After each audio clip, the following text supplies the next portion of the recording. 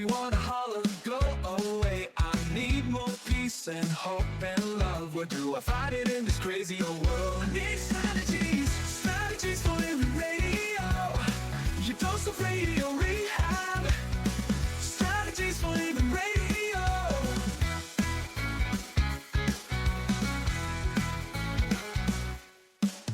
Every time I listen, Lauren and David share strategies for living, and it makes me aware. I've got strategies, I got strategies for living, strategies for living radio. Your dose of radio rehab. Strategies for living radio. Your dose of radio rehab. Strategies for living radio. Oh, you know, we need them. We do. We need those strategies. Those strategies for living. So are you ready? Are you ready for your daily dose of radio rehab? I'm calm. I'm regulated. I'm ready. Are you sure? Yeah, I'm pretty sure. You're pretty sure? Or they're banging on your microphone. Well, I mean, it's part of my regulation. I've got to regulate myself. Okay. You're regulating yourself. Banging on your microphone causes me to have to regulate myself. You realize that, don't you? Did I just get unregulated or what? Sounded like it. Yeah, well, that was the whole point because, hey, folks, welcome. Welcome into another edition of Strategies for Living. I'm Dr. David McMillian. She is psychotherapist, LPC, Lauren Leon McMillian. And that's the whole point. Regulated, dysregulated. That's the whole point of what we want to talk about today. Mm-hmm. How do emotionally regulated people, which I think we all want to be, many of us don't turn out that way. Even if we don't really know the words, those exact words, that is what I think a lot of us are looking for when we say, I want to be. We call it something else like peace or peaceful.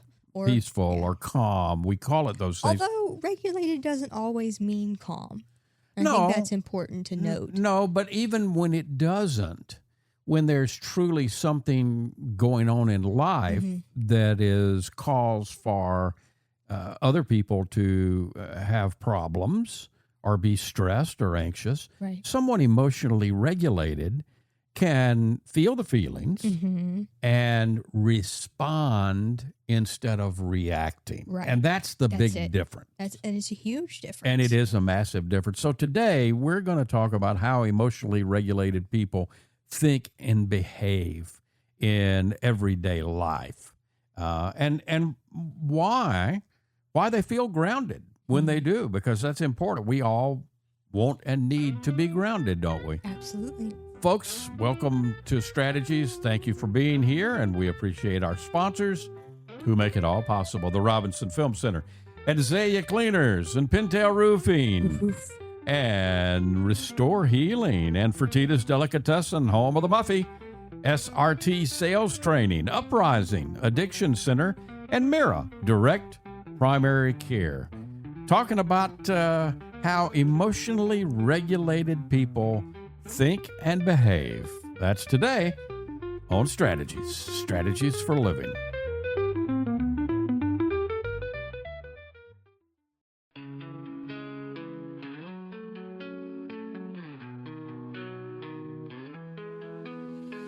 Tune in daily, find the light. Healthy mind and spirits bright. Strategies for living strong. Feel the vibe, it won't go wrong. Body moves and soul alive. Catch the rhythm, feel the time. Radio rehab every day. Chase those clouds of gray away. Your daily dose of radio rehab. Lift you up when skies seem drab. Mind and body, spirits free. Living life in harmony. And welcome into Strategies for Living. Lauren Leon McMillian, David McMillian, and talking about emotional regulation today, and particularly emotionally regulated people. How do they think and how do they behave in everyday life. And before we're done, we are strategies for living, of course. So before we're done, we'll even see if we can come up with some strategies. Absolutely. That if you feel emotionally dysregulated. Yeah. Do we need to maybe touch on that? What does that feel like? I think so many of us are so chronically dysregulated that they don't even recognize the dysregulation, if that makes sense. Yeah. Or that they can't even put a label. Dysregulation is their normal for so many of us. Yeah. And what does it look like? It looks like snapping, being irritable, and reacting immediately when you come into something that triggers you, right? And you know, Lauren, or feeling like you have to defend yourself when somebody disagrees with you. Right? I don't think we talk about this enough. Yeah, I really don't. Agree. I mean, of course, you know, my graduate studies were 30 plus years ago. But I don't recall talking about emotional dysregulation in any graduate course of psychology or counseling that I took. I can't even remember it either. I mean, it maybe have been mentioned between us as students as kind of new information. Yeah. But I don't remember it being taught per se. I don't either. And I think, again, that maybe that underscores the prevalence of this, the, I'm air quoting here, normality of the dysregulation that is going on in our world, the reactivity that's going on in our world. And it doesn't matter if we're looking, we can look any place you want to look, and I'll show it to you if you give me a chance. We can look in politics.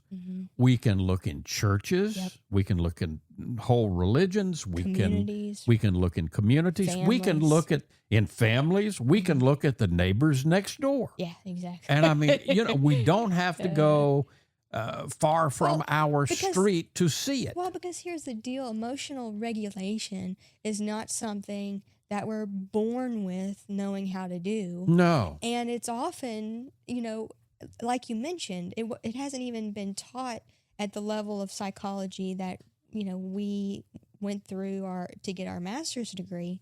And so, of course, it's not being thought about much until recent times at the level of the nuclear family and teaching our children what it means to manage and to regulate our emotions. Right.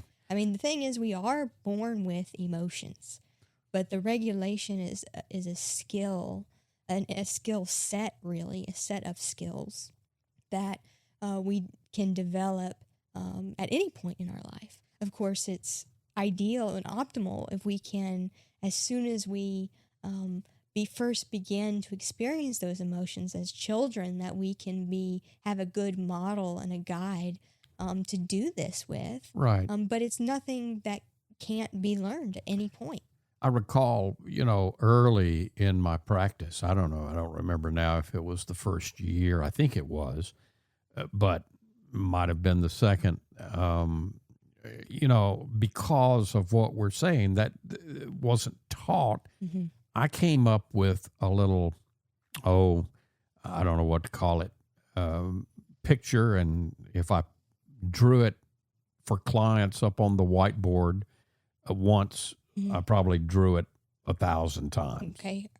And, you know, it just started with triggers. Yes. And triggers lead to feelings. What are feelings? Feelings are, first and foremost, physical sensations. They're in the body. There's some, you know, what anger's not a feeling. Anger is a feeling plus a thought, which becomes an emotion, energy in motion. Yeah. But a feeling in and of itself is simply and totally a bodily sensation. Now, in a nanosecond, we connect a thought to that. Yeah. Those thoughts may not be ours. We'll talk about that in a few minutes. I was going to say, which, by the way, those thoughts are more often than not connected initially during those early years when we first experience those feelings and express the feelings to the adults around us. And the adults around us fill in okay, this is what that is, or you shouldn't have this, or here's what you need to do with that feeling. Right? And thoughts in and of themselves, of course, can be either rational or irrational. But there's something else that, and we can I call it the emos. You can call it the ego itself, whatever you want to. But it's the container of where all of the messages and beliefs and stories go to collect, and those definitely, oftentimes we're not aware of them consciously, but those certainly impact our thinking. Yeah, And- I mean, it becomes, I like to think of it kind of like a filter or a lens Right. through which everything flows, right? And Right. then therefore is we're experienced. So think of the feelings and thoughts as circular, and they just go round and round and round Right, and they round. feed each other. They feed each other until I really stop and understand what's going on. What most of us do in this overreactive world of ours is we focus on the triggers. Yeah. Triggers can be He, she, it made me feel right. fill in the blank. Right? Now, triggers can also be internal. Most of the time, they're external, Yeah. but they can be internal too. But no matter, the focus is on the trigger, and if the focus is on the trigger, then we're not putting our focus and attention on anything we can control. where the action is, because whether you're triggered inside by something that's made you afraid, or whether more often than not you're triggered by what somebody else says, does,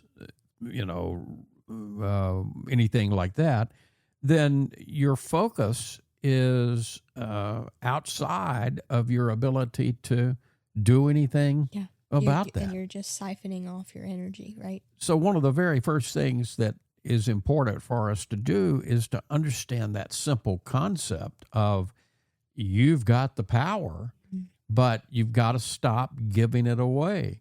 When Jesus said, turn the other cheek, I really think that one of the things that he was asking his disciples, and now the rest of us, to consider is, where are you giving your power? Right. Because if you were to get angry or slap back, Right. that's reacting. Well, right? that's it. And if somebody slaps you, but you have no intention of slapping them, but you automatically slap back, which is kind of a definition of what goes on a lot in the world. Yes, it is. Today, and obviously 2026 years ago. But if you slap back, who has control of you? That other person. Yeah. But if you turn the other cheek, now who has control of you? So turning the other cheek does not mean, in my estimation, being a wimp, right. or giving up. I mean, It's actually the exact opposite. it is. And if I turn the other cheek, I may still contemplate and think about, and even later do, an appropriate response to whatever was done to me. Right. Right. Well, and I also think it was a level of awareness of knowing that what sort of the Course in Miracles puts forth, right? That nothing real can be threatened. Yeah. And nothing unreal exists. There you go. And And so- you talk about circular. So one of the first things that if you want to stay regulated, don't believe every thought. What? Don't believe every thought. But wait a minute, David, I am my thoughts. No, you're not. No. No, you're not your Absolutely thoughts. not. You think you're your thoughts. You have thoughts. You have thoughts. But really, the way I like to think about it, your thoughts have you. Oftentimes they because do. You're the receiver. Yeah. And so otherwise the thoughts would just be floating around with nothing to land upon. So if you don't believe every thought, what can happen? Instead of just buying into, without any kind of thought, whatever comes into your mind, just instead notice your thoughts instead of automatically obeying them. Make a space between thinking and reacting. Right. Yeah. Well, And I would even take out the word reacting and put responding, yeah. In the spirit of what I said a few minutes ago about Jesus' teaching of turn the other cheek. And speaking of strategies, to this one, any sort of mindfulness practice is going to be a key strategy. It's going to be helpful, yeah. Right. Just to be able to witness the thoughts going past you in whatever form you want to play with them. It some could be people meditation, could be centering prayer, could be. I'm thinking about just the different images you can play with in terms of you could think of the thoughts as clouds in the sky. And watch them float. You can think of them as bubbles in a, the bubbles in a cartoon. Right. Sometimes I like to play with clients and tell them, they're like cars going down the street, right? Because then you can play with that more and say, well, what would happen if you grabbed onto every car that you watch go down the highway? You'd be a busy little girl. Or dead, yeah. Or dead. And that's what happens when we grab onto every thought. You've got a point. You've got a very good point. So, how do emotionally regulated people think and behave in everyday life? We're examining that. We're talking about that today here on Strategies for a Living. And we got lots more, plus some strategies if you feel unregulated, how to get yourself back. All of that coming ahead here on Strategies for Living.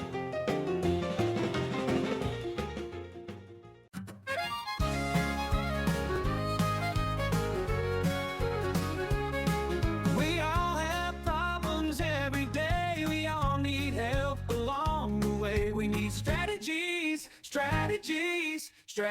for living radio. And welcome back into Strategies for Living. Lauren Leon McMillian, David McMillian. How do emotionally regulated people think and behave? That's what we're focused on today here on Strategies for Living. Another way, the first idea was that we're not to believe every thought that we have, right? Right.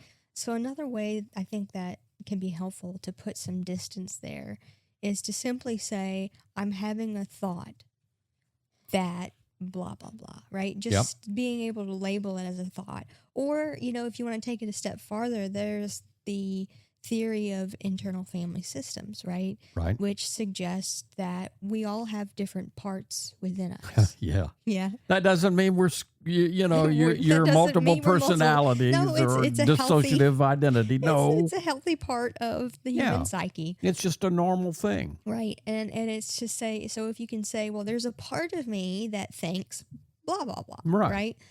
Just to recognize that you are not your thoughts and you are not those individual parts, but something that's greater than that and that's observing all of it all the time. So with that gap, then what happens is regulation. You can regulate before any kind of response instead of being so quick to explode or shut down or over-explain. And part of this is being able to study yourself and to recognize your own responses. Absolutely. Right? Like what happens internally in your body. What happens in your body as a warning that I'm up to here, so to speak. Because it doesn't matter what's going on in the world. None of us can really control that, even the world at large or the smaller world around us. We oftentimes can't. We try, but we can't control, what our next door neighbor gossips about us at church, whatever, fill in the blank. But what we can do is instead of doing the exploding or the over-explaining or the shutting down, which are kind of the normal reactions in a broad sense. Fight, freeze, right? fawn. What do? We calm our body first, and then we respond. Again, so you don't ever want to respond when you are aware that your body is not in a calm state. You can't. I mean, again, I think it's important to understand what I kind of call what it's not just me, what is called the flipped lid theory, right? The of brain, right? Yeah. You have the amygdala, which is towards the center of your brain, which is always scanning for threats. And when it finds a threat and you enter into that fight, flight, freeze, or fawn mode, your prefrontal cortex goes offline, which is the part of the brain that helps you to make logical, rational decisions. Yep. All of those executive functioning skills Yep. that we gain as adults to be able to make rational, logical decisions. Right. And so when you are in fight, flight, freeze, fawn response, you literally do not have access to the logical, rational part of your brain. No, it's offline. Right. And Yeah. so it's not just important, but critical and vital if you want to be able to make a decision from the whole brain, so to speak, to have some regulation skills in your back pocket, right? And whether that's just going for a walk outside or taking a few deep breaths or going to listen to some music or sing or scream some music, right? Whatever works for you. Whatever the moment asks of you and whatever the moment in your body asks of you. Whatever you need to do to bring yourself works. back into calm. Yeah. Yeah. There was a bunch of therapists that used to have these big pillows or blocks in their office with a baseball bat or a tennis racket. And the idea was, okay, when you're mad, just beat the heck out of this in your therapist office. You don't see that much anymore because, it doesn't necessarily, and I think this is on it, it doesn't necessarily lead to calmness. It leads to worn outness. I just beat the hell out of the big block in my therapist office with a tennis racket. I'm tired. I can't do anything. Mm-hmm. Okay, well, but you're not necessarily calm. You're just tired. Yeah. So again, what we're talking about here is not tiredness. It is learning how to bring regulation into yourself. That's how do you know that? You know that by the body's calm, because the body is supposed to be, its natural state is a calm state, a calm, curious, open state. Yeah. So how do we do that? Well, we come back to the present moment. That's what I was going to say, because I mean, really, a lot of emotional regulation, it's about becoming present. It's not about and why is that? Getting tired. Why? It's about becoming Why present. is that? Because you're always safe in the present, well, yes, but whether you acknowledge that or not. You are safe in the present.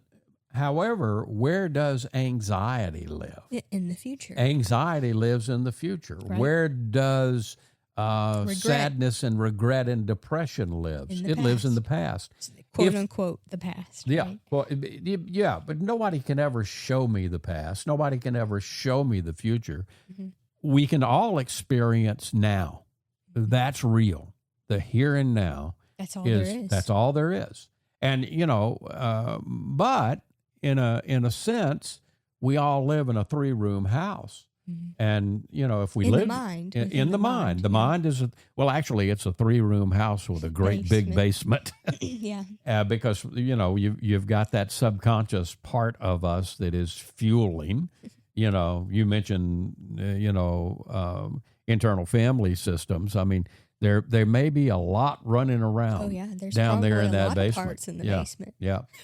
So little rats. Yeah.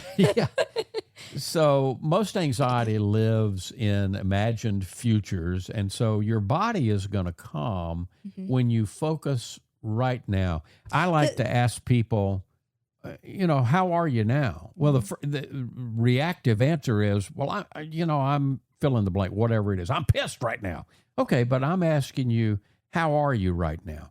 Well, I'm mad. Okay, take a breath and listen to my question. How are you right now? And even after a pause, well, I'm in your office on a couch. I ate lunch today. I ate breakfast this morning. I guess I'm okay. Right. And see Well, what just happened. The beauty is that You begin to calm. yeah, the body lives forever in the present. Right. Right. So we talked about the mind can time travel, so to speak, but the body is always here. Right. And that's the quickest way to Come back. to remember And re-regulate. re-regulate is, simply some simple things, right? That's why grounding works. Just really pay attention. One of my favorite things is just to really tune into the soles of my feet, because it's the farthest from my mind. Right. And they're often propped up on something. They are supported, whether it be by a chair or the floor. But you can feel the soles of your feet and whatever is supporting the soles of your feet. Then, you really want to get grounded, take your shoes off and go barefoot find in the grass. Find some beautiful grassy area and take a grass, stroll. Just earth. Earth, yeah. Not, But I mean, and then if you really want to get into this, just quiet your mind as much as you can. Focus on how it feels, the feeling, whatever is beneath your feet, whether it's earth, whether it's grass, what does it feel like? Yeah. And, then you might also just notice your breath. Then from there, you can always do a quick body scan, right? Especially if you're starting at your feet, move up. Just do a little scan, come up through your calves, your knees, your thighs, your hips, stomach, chest.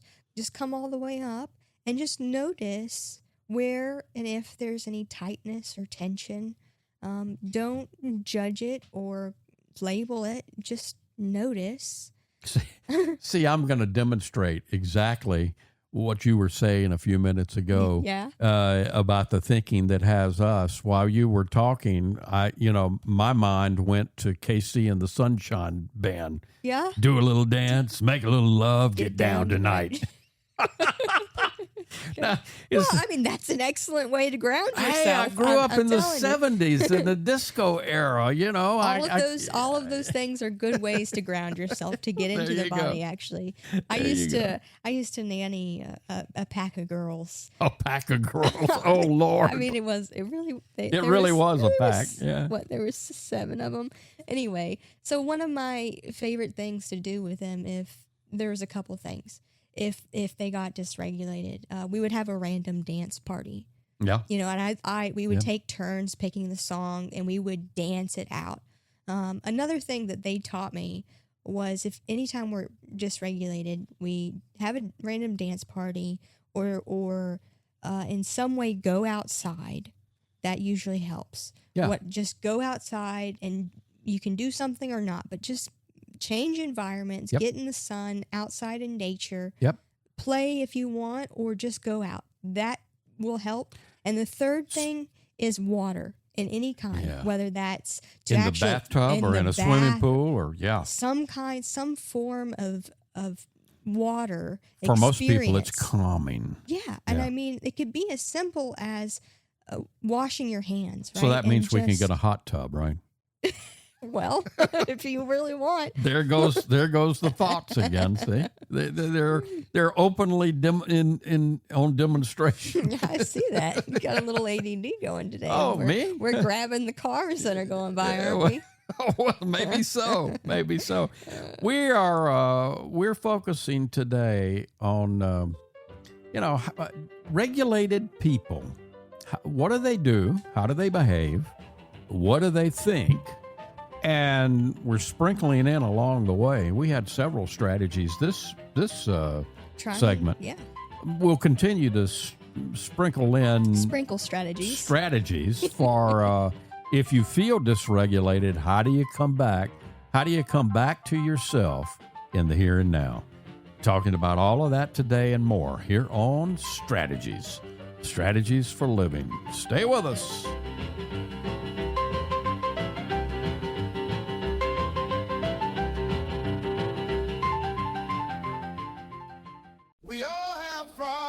Every day, we all need help along the way. We need strategies for living radio. And welcome back. Welcome back into Strategies for Living Radio. Lauren Leon McMillian, David McMillian, talking today about how does regulated people. What does that look like? Yeah. What is it? Yeah. What do they think? What do they feel? And we're talking about strategies to bring when you feel dysregulated. What strategies can bring you back? Mm-hmm. One of the things I think we have to talk about here, Lauren, is, and we don't like to consider this.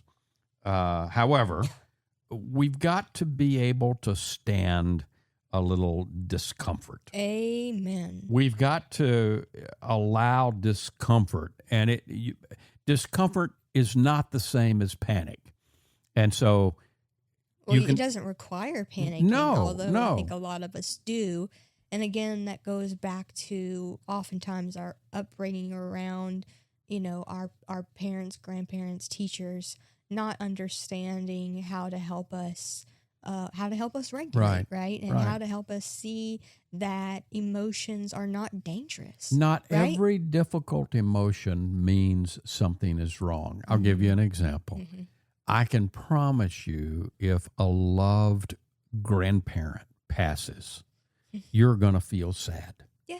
You're going to miss that person. Sure. You're going to wish, maybe, if I just had one more moment or one more phone call or one more afternoon. Okay, that's a difficult emotion. Sure. But nothing's wrong. And it's not dangerous. It's not dangerous. You're grieving. Mm-hmm. And that grieving is a part of your regulating yourself to a new normal. Mm-hmm. The world, your experience in the world now without this grandparent as opposed to with the grandparent. Yeah. Allow discomfort without panic. I think so much in our society, when we encounter someone who's dealing with or feeling a not so comfortable feeling, our immediate response is to, how can I fix it? Or it'll be better. Or trying to shut it down because I'm uncomfortable. Right. Let's suppress and move on. But what needs to happen is emotions need to move through. That's it. Yeah. They need, instead of us fighting them or other people fighting our feelings, the emotions need to move through us. Yes. All right. And, it's important, kind of an asterisk to this is people who are highly regulated don't live in constant self-judgment. Okay. Mm-hmm. They correct themselves without attacking themselves. Mm. And that's a massive difference. Yeah. So all of us, it's a given that there's no perfect people in the world, and that includes me. But when I make a mistake, I don't have to beat the living daylights out of myself. No, and again, this is more often than not a learned response, right? Because I think our parents, grandparents, generations before us, and I can really say this for my family because we were Italian immigrants, right? And so you work hard and you just keep going, right? You go. Right. And so, and we also believe that you just push through, right? Yeah. And people will often come to this idea, well, criticism is what helps me to improve or makes me better. But it actually doesn't. Neuroscience today is showing that it doesn't matter if someone else or yourself criticizes yourself.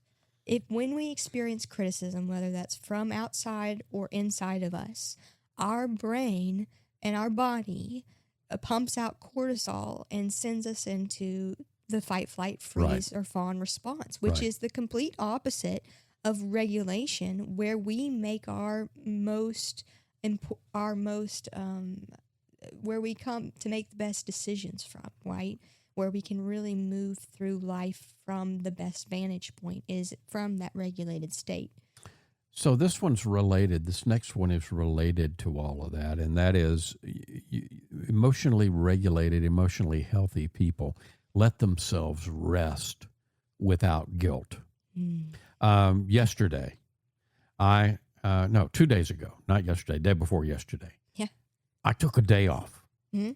I didn't have anything to do. I didn't have anything on the schedule. Yep. So you had to go to the office and Yeah, I actually see had somebody. quite a few appointments that day. So, but it went. was a day that I wasn't scheduled for anything. We had produced a radio show the day before. I mean, I didn't have anything on the list. And I gave myself a day off. Mm-hmm. And at some point, I had to remind myself not to feel guilty about it. Yeah.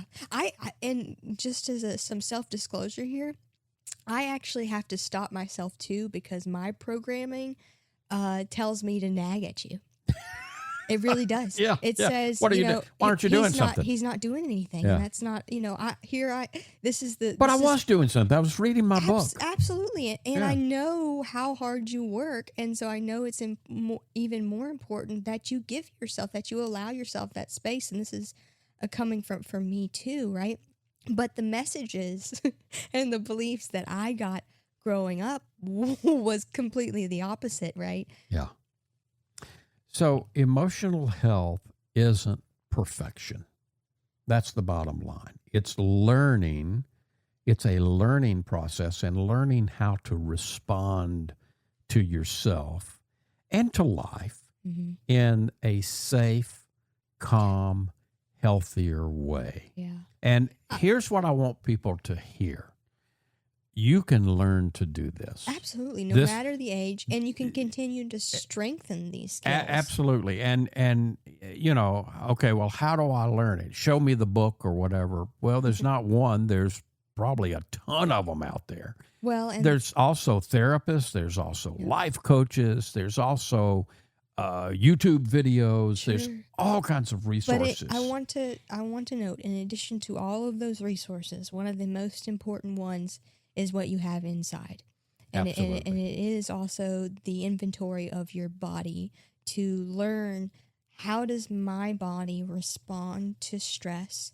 How does my body feel when it's regulated? How does my body feel when it's dysregulated?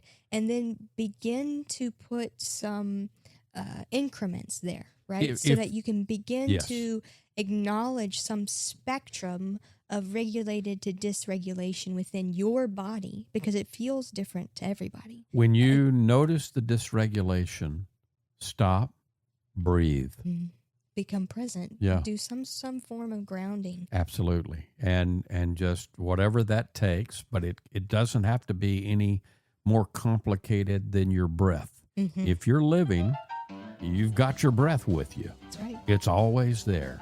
Take some slow, deep breaths all the way down from Belly breaths. your abdomen, and do that a few times and notice the calm returning. Emotionally regulated people, how do they think? How do they behave? What do they do? We've been talking about it today here on Strategies for Living. We'll be back.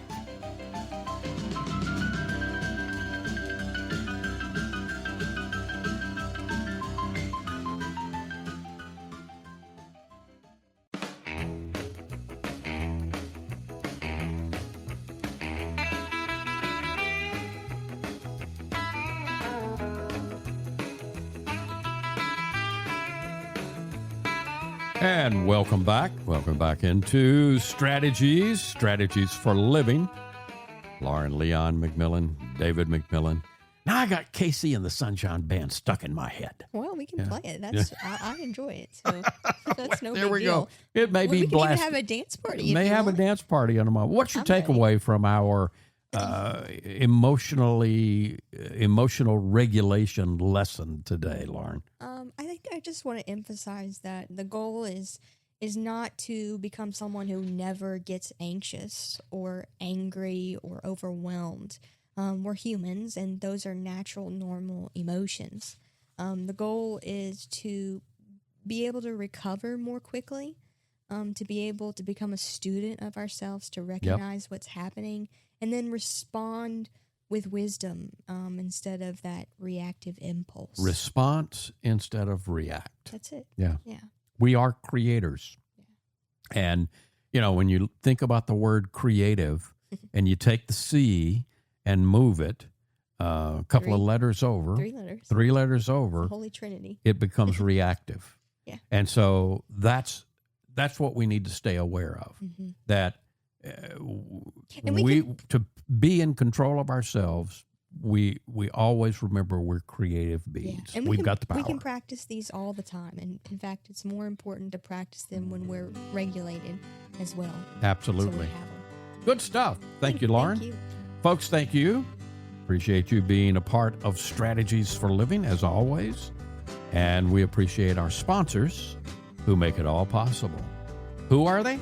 The Robinson Film Center, Azalea Cleaners, Pintail Roofing, Restore Healing. You remember, that's the Balanced Life Wellness Center. Fertitta's Delicatessen, home of the Muffy, SRT Sales Training, Uprising Addiction Center, and Mira Direct Primary Care. If today were the last day of your life, you only had one more phone call that you could make, who is it that you'd call? And what is it that you'd say? And why are you waiting? Make the call.